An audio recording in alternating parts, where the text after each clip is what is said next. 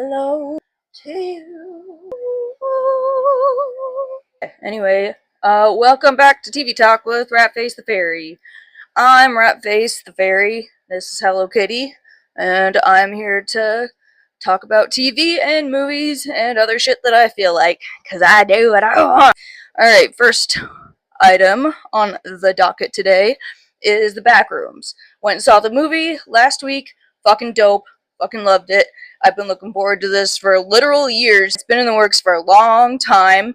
It began with a picture somebody took in the basement showroom of a furniture store, with all of the furniture having been emptied out since they were changing locations.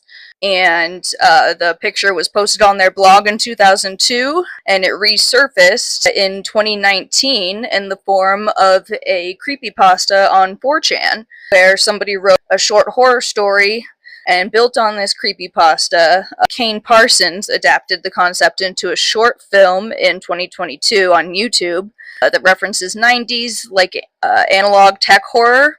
And he was only 16 when he uploaded it after about a month of production. He would go on to convert it into a web series. It was highly praised and optioned as a 2-hour film with Parsons directing, which is huge because I don't know how many YouTube creators have actually gotten to be part of the Hollywood adaptation. I feel like usually Hollywood just likes to scrape the internet for ideas and, pass them off as their own.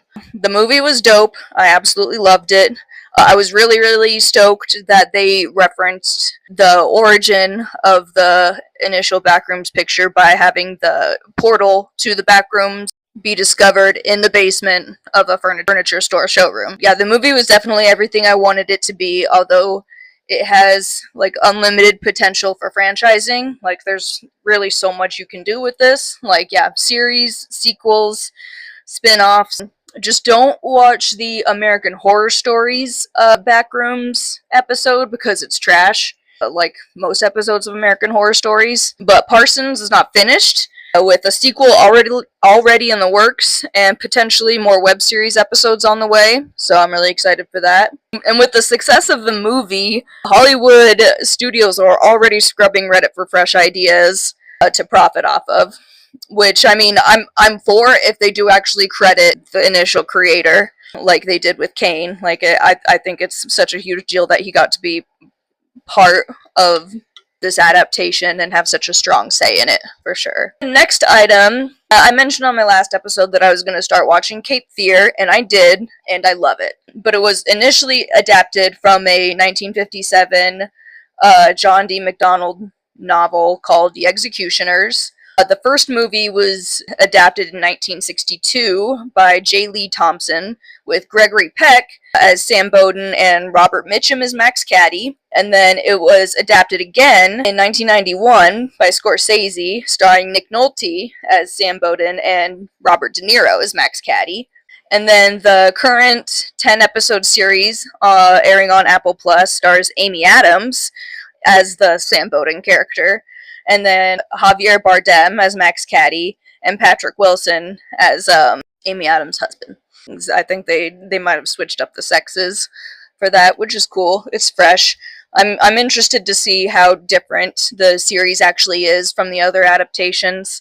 And I really dig the vintage intro and score that the series has been using, which definitely seems like an homage to the 1962 adaptation. And it seems like they're paying homage to the 91 version with a recurring character played by an actor that is in both versions of the movies. But I'm not going to spoil it yet. It's kind of a reveal. Oh, one thing I thought was interesting about the series is there's this mystery drug that Patrick Wilson's character is taking out of a dropper. He puts it on his tongue.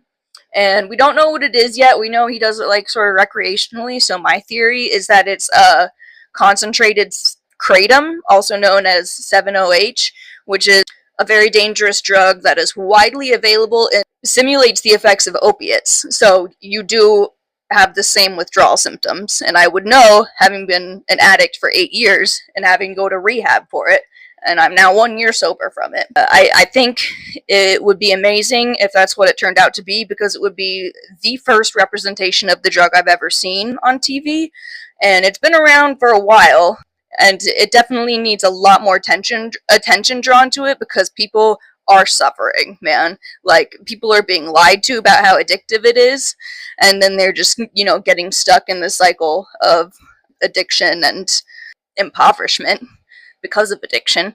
So I think it'd be really interesting if that's what that were, and I hope it is, and that we can talk about that a little bit, and more people actually know what it is. I wrote down in my notes that Javier Bardem has a huge head, and I stand by that. The series is starting to make me question whether or not Max Cady genuinely committed the crime. I don't know if that's the case in the movies, or if the movie's very straightforward about him having committed the initial murders. It's definitely keeping me interested. There's a lot going on that I'm very excited about. Next thing I would like to discuss is Widow's Bay, which is, my new favorite horror comedy series. I mentioned last week that it's, like a Twin Peaks meets Midnight Mask meets, like, Tucker and Dale or something like that. I'm having trouble placing the exact brand of comedy. It's pretty unique, but I adore it. Like, a lot of the comedy happens in the background and in the throwaway lines, so you really have to pay attention. Not to mention, Matthew Rhys is playing the main role, is doing this sort of, like, frantic comedic acting that I'm not really used to seeing him do, compared to, like, his work on The Americans and dramatic acting. And he's really, really been fucking cracking me up. He's been so killing it. All of the actors have, actually. Like, the cast is just fucking phenomenal. Like, all the people who work in the municipality are so fucking funny. I would die to work there, or just watch a show about the people who work there, which I'm doing and would love to continue to do. So it stars Stephen Root, Dale Dickey, who will always be Patty the daytime hooker to me, Jeff Hiller, one of my absolute favorites, and my new favorite, Kate O'Flynn, because Patricia, the character she plays, is just so phenomenal. Like, I can't even breathe. Like, she's so fucking funny, and she plays it so well. I would do anything for her. Like, she doesn't exist, but I'd do anything for her. Oh, and it also has cameos from Tim Baltz, who's one of my favorite humans in the world, Chris Fleming, and Hamish Linklater. And we did find out, I think just like yesterday, that they were renewed for season 2, and I'm so stoked. They deserve it. They so deserve it. I hope it keeps going forever. Like, there's so much more they could do with this after having watched the finale, and it was everything that I wanted it to be, especially knowing that there was going to be more, because there's just so much that they can do, and I'm so excited to see them do it. Apple Plus, go watch it. Full season out now. Widow's Bay, baby. The next thing I would like to talk about is From.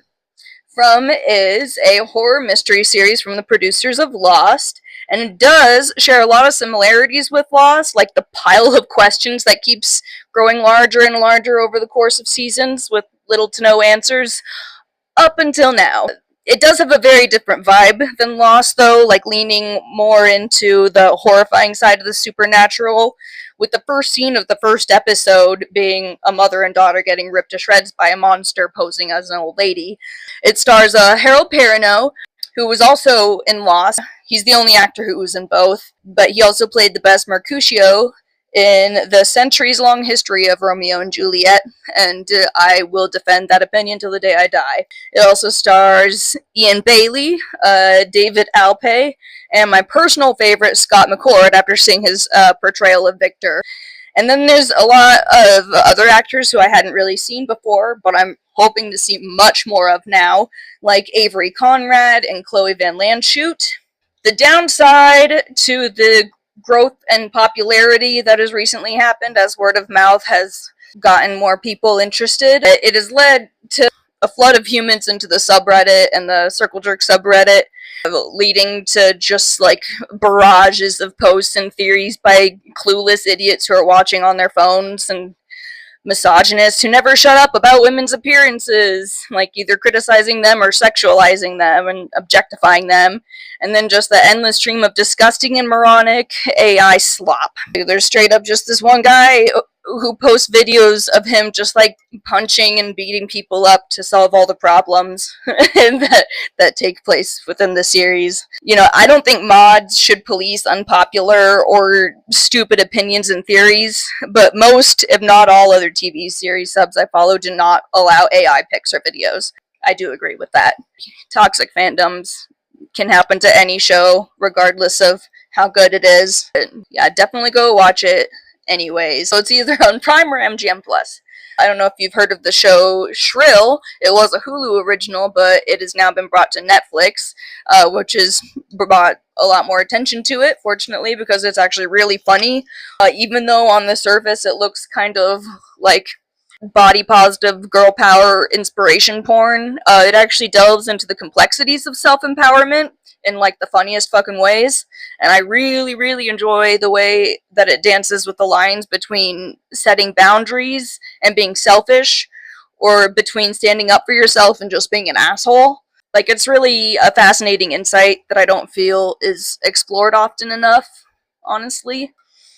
And it does have an amazing cast with A.D. Bryant and her husband Connor O'Malley as a recurring character, and a bunch of other cameos from SNL cast members. Plus, Lolly Adefope plays the second lead, who plays one of my favorite characters on the British Ghost TV series, which is the Superior series. Yeah, she does an amazing job on both. And then I will get to the rest later. We already have taken up way too much of your time, but Beatrude wanted to introduce herself. You wanted to say something, Beatrude? Hi, I'm Beatrude. This is Lily and Lily. We're just friends, Beatrude. She's obsessed with me. She loves tiny squinkies. Ew, Beatrude, no. Lily lived with this and cat my kids with Cameron. My early childhood pet peeves is Brittany as mother, Gaga as the daughter, and Chapman as the one spirit. And Olivia Rodrigo is like the pet or whatever. And I also paint these baby suits, so let us know if you're interested. Now, let me show you my room. This is a studio apartment. You're literally my sleep paralysis demon. And the roommate, it's my room. Yeah, she's obsessed with me. And that's all for today. I love you.